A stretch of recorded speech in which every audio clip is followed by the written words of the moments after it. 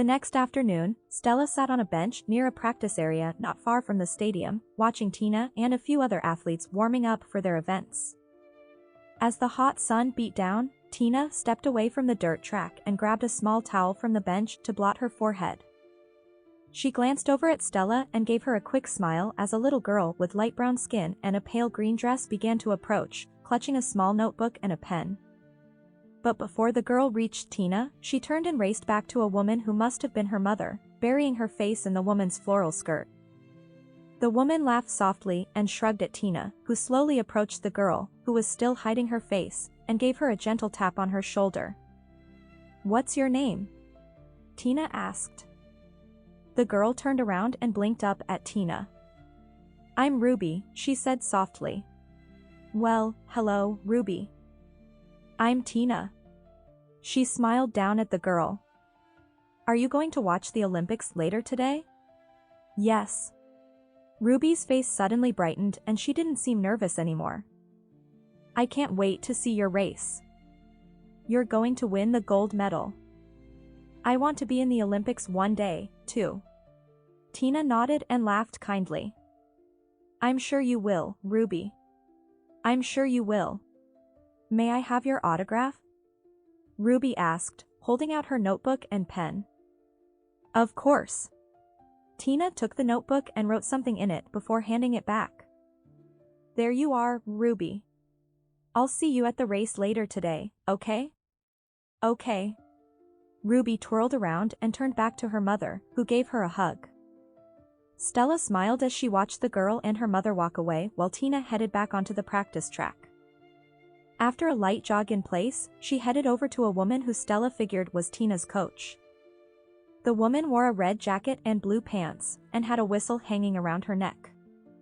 After Tina squatted down and placed her hands on the dirt track, the woman blew the whistle and Tina took off, sprinting so quickly that she almost became a blur. After crossing the finish line, she wound back around toward her coach. "That was your best time yet," the woman said, looking down at a round silver object in her hand. "Really?" Tina was breathing hard as she bent over and put her hands on her knees. "Incredible," said the coach, who smiled and shook her head as she checked the device again. "But I think that's enough practice. You should really take a break and rest up before the race." "Okay," Tina replied. "I'm just going to do another run or two with Barbara and then I'll meet you back at the stadium." "Sounds good," the coach said, waving a quick goodbye as she departed. After doing several deep stretches, Tina walked over to an athlete who had flushed pink cheeks and curly brown hair. She wore white shorts like Tina's, but her sleeveless shirt was blue instead of red. A young woman with a blonde ponytail stood off to the side. Stella figured she must be the other athlete's coach. Tina and the athlete chatted for a few moments, and then they both bent over and placed their hands on the track. The blonde woman held up a round device like the one Tina's coach had been holding and blew the whistle that was hanging around her neck. Tina and the other athlete began to run a practice race around the track. Though it was only a practice run, Stella couldn't help getting caught up in the thrill of competition as she watched Tina bolt into the lead, just like she had during the previous day's race. Tina was at least 10 paces ahead of her competitor as they wound around the track and neared the finish line. Stella had to resist the urge to leap up and begin cheering for Tina. But then, as a dark cloud drifted overhead, blocking out the sun and casting a shadow down on the track, Tina suddenly stumbled and went crashing to the ground. The other athlete stopped abruptly and crouched down next to her. Horrified, Stella instinctively jumped to her feet and rushed over to them. "Are you okay?"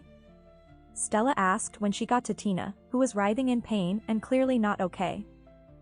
I don't know," Tina gasped, her legs covered in dirt, as she curled up on the ground. She reached down to touch her ankle, right where a small patch of blood had streamed out and marred her smooth skin. She winced. "Don't worry, my friend is getting you some ice," the other athlete said, motioning to the blonde girl who Stella had mistaken for her coach. "Thanks, Barbara," Tina replied with a weak smile. Stella swallowed hard, trying not to panic, and breathed a sigh of relief as Barbara's friend approached with a small white bag and handed it to Tina. "Thank you," Tina said as she took the bag and tried to sit up, flinching when she placed the ice against her bruised ankle. "Do you think it's broken?" Barbara's friend asked, her pale blue eyes wide and reflecting concern. "I'm not sure," Tina replied. "Are you going to be able to race?" Barbara asked softly. Tina shook her head and tears began to well up in her eyes. "I hope so, but I don't know," she finally responded after pondering the question. Stella felt queasy as she looked at Tina. But then she noticed her wish pendant was growing warm beneath her pink jacket. She stood up and walked away for a moment so she could consult her stars app, which immediately gave her the guidance she needed. "We need to get a medic," Stella said to Barbara. "Right, of course," Barbara replied. She nodded to her friend and they both raced over to a small brown building halfway between the practice area and the stadium while Stella stayed with Tina. "I'm Stella, by the way," she said as she sat down on the dirt track by Tina's side. "Hi, Stella. I'm Tina." "Yes." Stella couldn't help smiling. "I know. I'm a big fan of yours. I met your parents at the race yesterday.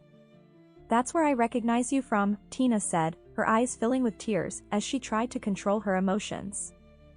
"I should probably get word over to them and my coach that I can't race today." "No," Stella insisted, reaching out to give Tina's shoulder a reassuring squeeze.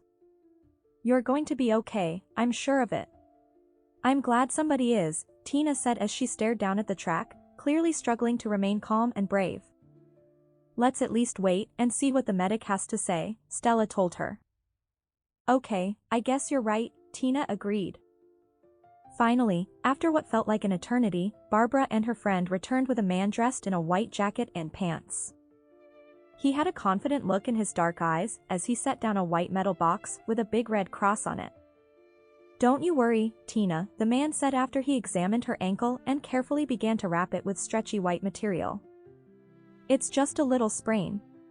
"But, what about the race?" Tina asked as he continued to bandage her up.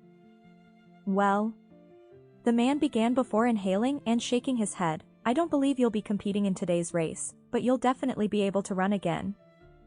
Eventually." That wasn't the answer Tina was looking for, and it certainly wasn't what Stella wanted to hear either. But what could she do?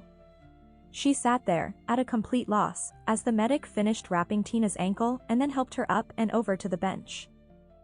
After a while, and with repeated assurances from Tina that he didn't need to hang around any longer, the medic departed and wished Tina good luck. Next, Barbara and her friend said their goodbyes as well. "I hope we'll see you at the race later," Barbara added softly, touching Tina's arm before departing. "Thanks," Tina replied with a weak smile.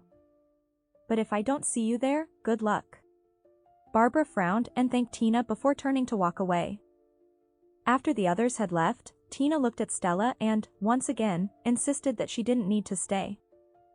"Yes, I do," Stella replied immediately. "But I don't think there's anything you or anyone else can do for me right now," Tina said. "I'm going to have to bow out of today's race, like the medic said, and focus on competing again another year." "Another year?" Stella shook her head. "No way. You're supposed to get that gold medal today." "But how?" Tina looked at Stella like she was crazy. "I can't even walk." When Tina said those words, Stella felt her wish pendant growing warm again. And this time she knew exactly what to say. "But you can walk, just like you walked all those years ago, even though the doctors said you never would," Stella said firmly. "And you can run, and you will run, no matter what that medic said." Tina's eyes grew wide and she sat up straighter as she listened to Stella's pep talk. "Oh, my goodness," she finally whispered. "You're right." Then, almost immediately, a huge smile spread across Tina's face and she rose to her feet. Although she had to lean on Stella as they began to walk toward the stadium, with each step they took, Stella could feel Tina getting stronger. By the time they reached the gates leading into the arena where Tina was supposed to compete, she was walking without any help from Stella at all.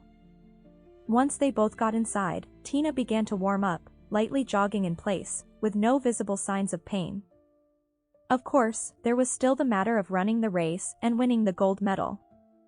But as Stella wrapped a hand around her wish pendant and felt its warmth, she focused all of her energy on Tina, and on the wish mission succeeding. Still, when Stella arrived at her seat in the front row an hour later to watch Tina's upcoming event, it felt as if all the flutter focuses on Starland had somehow made their way down to Wishworld and moved directly into her stomach. Tina's parents, who were already at their seats, glanced over at Stella.